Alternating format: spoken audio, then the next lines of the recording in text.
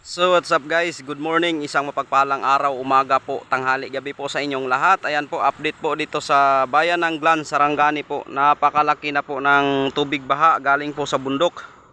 So ayun mga idol, at mag-ingat po tayo palagi, no, lalong lalo na sa taga Mindanao dito sa bayan ng Glan, Sarangani. So ayun mga kapatid, mga kaibigan, update ko po sa inyo. At ito po'y galing dun sa bundok or sa bukid. So yun mga kaibigan, yan po yung tulay na nasira sa nung lindol na 7.8 magnitude po dito sa Sarangani. So ayan, makikita nyo po yung tulay is plain po yan, pero ngayon po pababa na po siya yung dulo dahil naputol po yan nung kasagsagan ng lindol. So hanggang ngayon mayroon pa ring aftershock.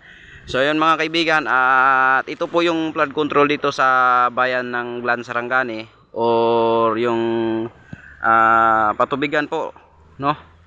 So yun, nasira na rin yung dahil sa lindol yung source ng tubig. So yun mga kaibigan, yung ilog napakalakas, no.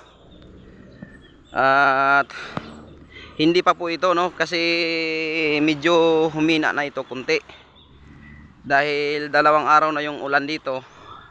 Hanggang ngayon yung tubig is lubog pa rin dahil sa siguro mga kaibigan yung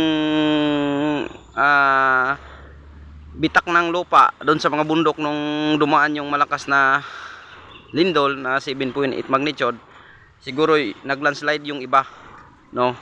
So yun, at mabuti yung flood control dito is medyo matibay naman kahit papaano.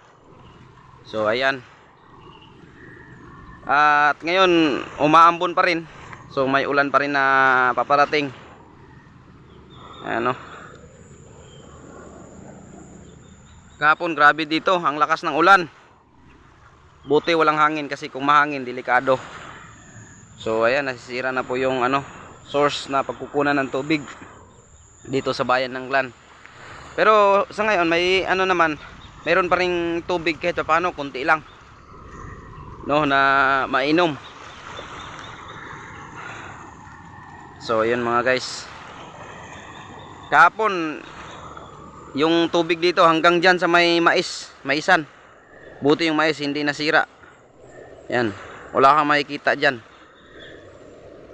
Tapos hanggang dito yung tubig, yung may pintura. So malalim.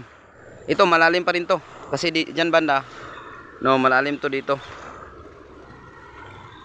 So ayan. So ingat tayong lahat mga kaibigan, ingat tayo lahat. God bless po, God bless. So yan po yung update sa ngayon, yung tubig or yung ilog dito sa bayan ng Glan, Sarangani province, no, July 9. So ingat po tayo mga kapatid. God bless po.